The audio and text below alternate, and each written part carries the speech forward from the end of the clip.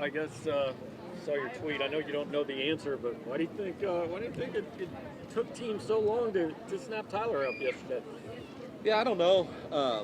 And my message to all the guys was it's not about where you get drafted, it's about what you do with the opportunity. And Tyler's going to have a great opportunity at Baltimore. Caleb's going to have a great opportunity with the Vikings. Excited about Michael Mayetti's opportunity with the Steelers, and Akil with the Packers, and Kiki with the Packers. So, again, it's not about where, it's about what you do with the opportunity.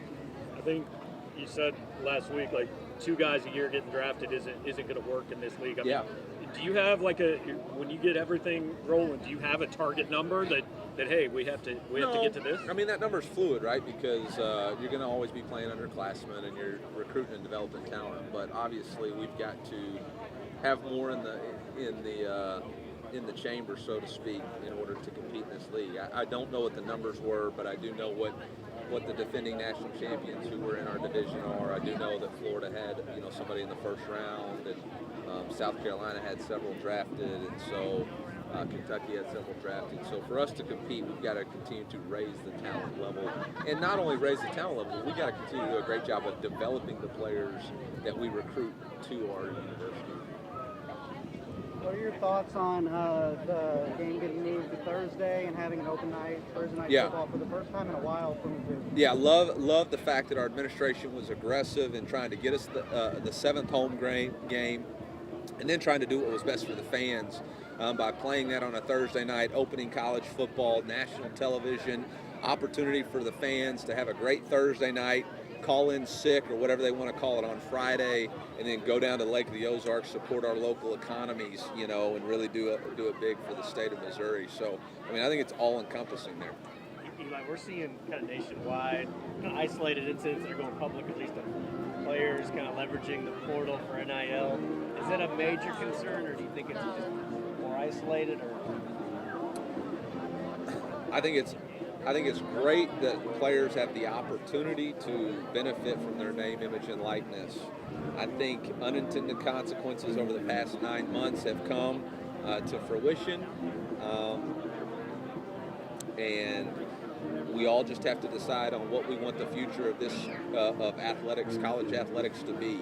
And we need to come to some agreement on how we want to do that collectively. And I think we've got to look to some leadership. Somebody's going to have to lead in this effort, and it may or may not be popular, but the avenue that we're going has escalated rather quickly. I don't think anybody expected this to be the way it came out, and I think in the last 48, 72 hours with public demands of NIL has been something that I don't necessarily think anybody anticipated. Don't say it's good or bad, just is that what we want it to be? And if it is, then we're all going to have to figure out how we can compete at that level. How different is managing a locker room with all this stuff going on? Cause nobody knows that question, Gabe, because nobody's had to do it before. Yeah. And we're all kind of doing it at the same time with the same questions, and there's not a lot of answers. So time will tell. But it's in 2 years as the head coach of the University of Missouri, we've dealt with a pandemic that's never been done before. We've dealt with NCAA sanctions, and now we're dealing with NIL and a transfer portal. So we're having to adjust pretty quickly. Is this we see all the public comments from coaches, but just in your guys' kind of conversations with each other, does this kind of dominate the conversation right now at all? We'll find out more. What was interesting was kind of this scenario was kind of asked in our head coaches meeting in February, and nobody really thought this might happen. And now that it has, I think June's SEC meetings will be interesting to discuss, what we're going to do moving forward. Looking at the draft and just how many SEC... I like your shoes. Thanks, I like yours. Yeah. Looking at the draft, just how many SEC players were drafted, of course. What's your priorities in this offseason to make sure that you guys are still competing toughly in the SEC? Well, I think that's one of the biggest selling points. Like, this is the league that you come to prepare to play in the NFL. I think for the 15th, 16th straight year, we've had the most players drafted from our conference. Obviously, you saw the numbers of first-round talents. So, one, we're recruiting at a better level. We've got to develop those players, and we've got to continue to recruit, whether it's through transfer portal, and whether it's high school players. The best players in this state need to stay here. I saw a lot of kids from this state get drafted from other universities, and so it's my challenge to make sure that that's not the continuation moving forward.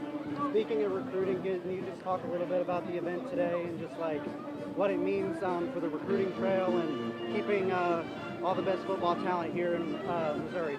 Well, to me, today is really not about recruiting our athletes. It's about recruiting our fans. It's about recruiting season ticket holders. You know, Norm Stewart told me that in order for us to win, we got to win within. We got to win within the 100-mile radius for our fans. And so it's important for us to make sure that we're accessible. Obviously, I live in this community. My girls live in this community.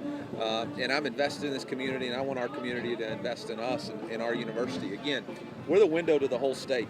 How we do represents the 6 million people who live in this state. And so I take that responsibility very seriously, and I want them to invest in us, and so we can put a good product on the field.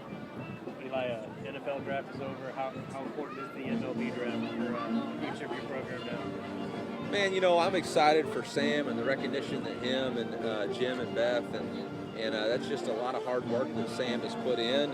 Obviously, we're recruiting a heck of a football player that has the ability to play both sports. You know, I think about some greats that have done that. Obviously, Kyler Murray was a quarterback recently who's done that, but you think about Bo Jackson, Deion Sanders, some of the greats. So the ability to play two sports is pretty special.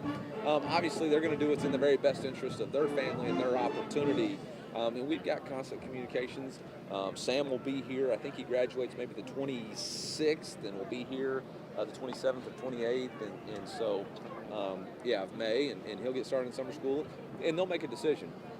And we'll wish him the absolute very best, whatever they want to do. But I know he's excited about his opportunity to play football and baseball at the University of Missouri, and we'll just have to see which one ultimately wins the day. But you know, I'm excited for him. That's a heck of a deal, and it should be very proud for our fans to know that we're recruiting at such a high level that you have a guy who can do that. What's up, Cos? Hey, how are you, sir? You got a question?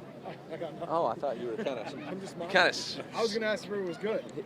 Along those lines, are you ready to tell us your quarterback depth chart yet, or do you still get to wait for that? No, I mean, obviously you get to wait on that. There's still some developments playing out right now.